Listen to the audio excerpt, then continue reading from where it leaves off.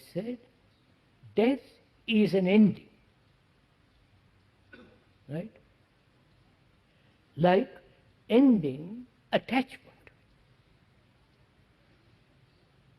When you end something, like attachment, something totally new begins, right? This is obvious. When I have been accustomed to anger all my life, or greed, aggression, I end it. There is something totally new happens. Right? If you have done it. I have followed my guru with all the gadgets he has given me.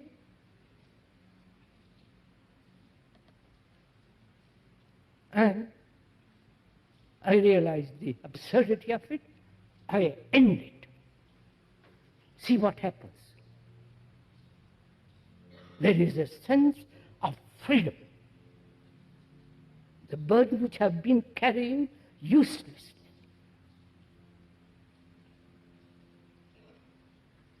I said, death is like ending an attachment. And also, we said, what is it that has continued through life? Do you understand my question? We put death in opposition to living. Right? Is it so? We have put it. We say death is at the end. That end may be 10 years or 50 years or after tomorrow. I hope it will be 10 years for you. But this is our illusion, this is our desire, and this is our momentum.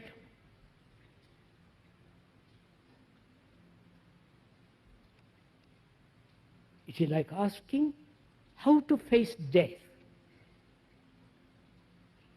You follow what I'm saying? I say you cannot understand that, how to face death, without understanding of facing living. Death is not the opposite of living. I wonder if you understand all this.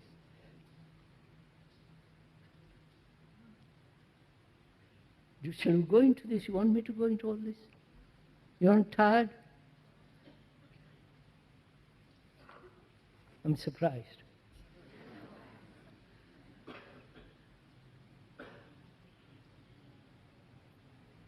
I think the much more important question is not how to face death. What is immortality? Whether that immortality is a state in which one can live. What is much more important is how to face life. How to understand this terrible thing called living.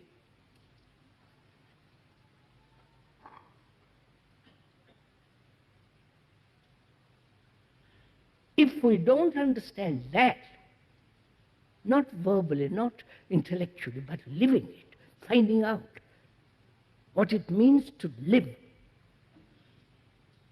Because we have, to us, living as we are is meaningless. Whether you are a disciple with all the jewels and all the rest of it, it has no meaning. Going to the office from day to day for the rest of the next 50 years, slaving away, going to church, doing, all the, what is the meaning of all this? You may give meaning to life, as people do. Say life is this, life must be that. But without all these romantic, illusory, idealistic nonsense, life is this: our daily sorrow, competition, despair, depression, agony, with shadows of occasional flash of beauty, love. That's our life.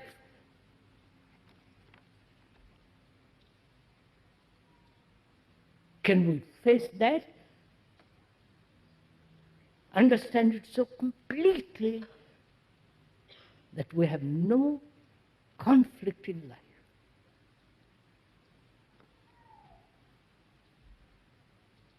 That is to die to everything that thought has built. I want you to understand this. Thought has built my vanity. Thought has said, you must be this. Thought has said, you're much cleverer than the other. Thought has said, achieve, become somebody. Struggle, compete, in like the Olympics.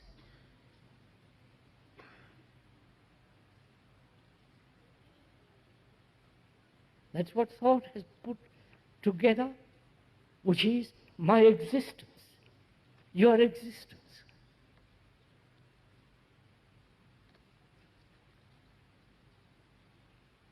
Our gods, our churches, our gurus, our rituals, our changing names into Indian names, all that is the activity of thought.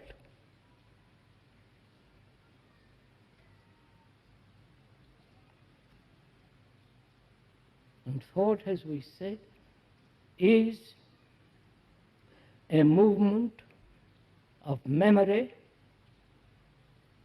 experience, knowledge, which is our experience brings certain knowledge stored up in the brain as memory, and responding, that memory is the movement of thought.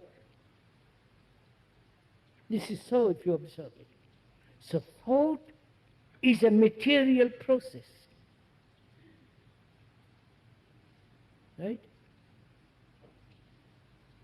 So thought has made this. My life is that. I am different from you.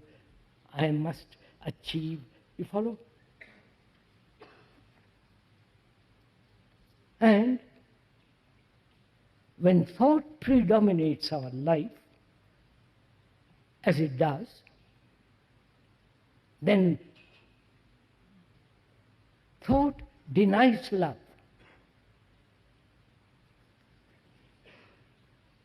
Right? So love is not a remembrance.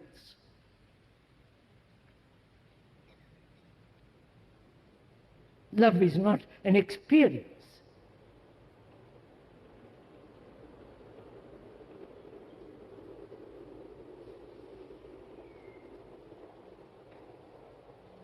Love is not desire or pleasure. No, you'd say, you'll agree with this, but so that's our life. And living that way, we have separated this thing called death, which is an ending, and we're frightened of that.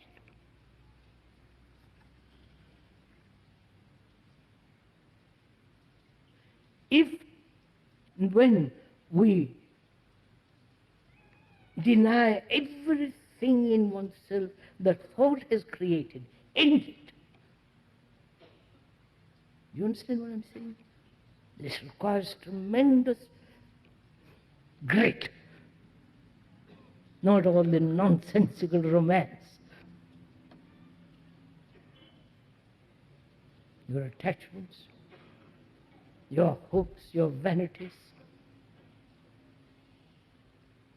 your sense of importance, all that is to become When that becoming completely ends, what have you?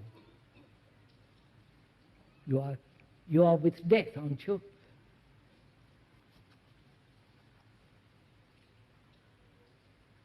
So living is life. And so renewal. Oh, you don't understand all this. Do it and you'll find out. But we are trained to be individuals. Me and you. My ego and your ego.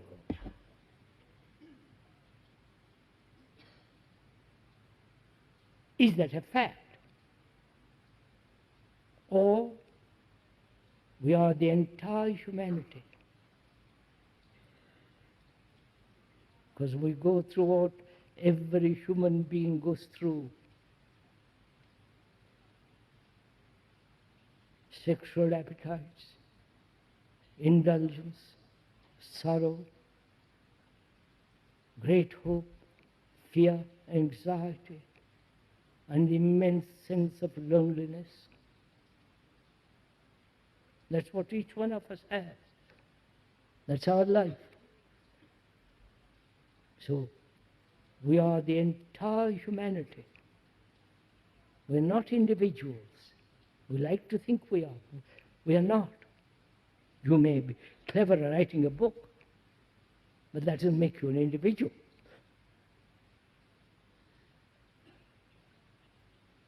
You have a gift.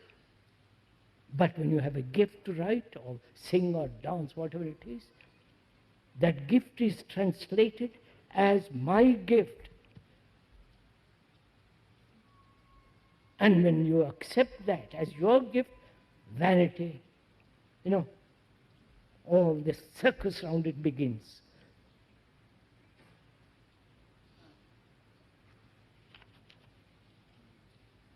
So when there is a life in which there is no center as me, and therefore life is walking hand in hand with death.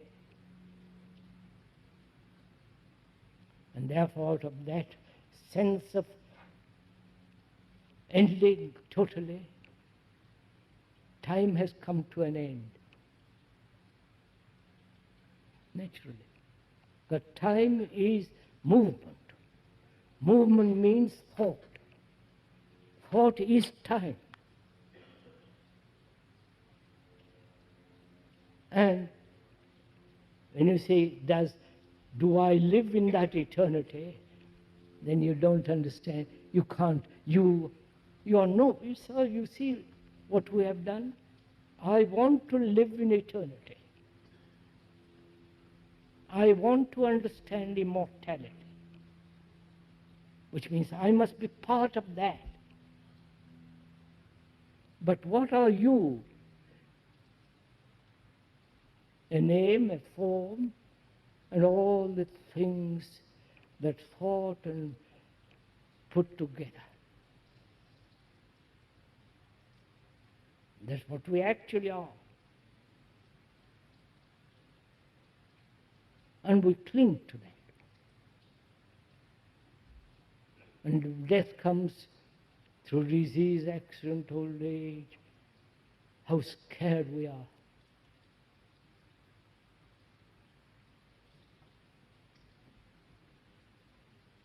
And there's always the priest around the corner telling you to go to heaven.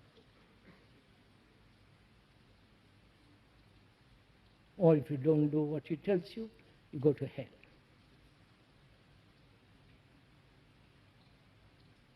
It's not only the priest around the corner, but the guru around the corner. They're all the same. So can one live a life so completely without a center?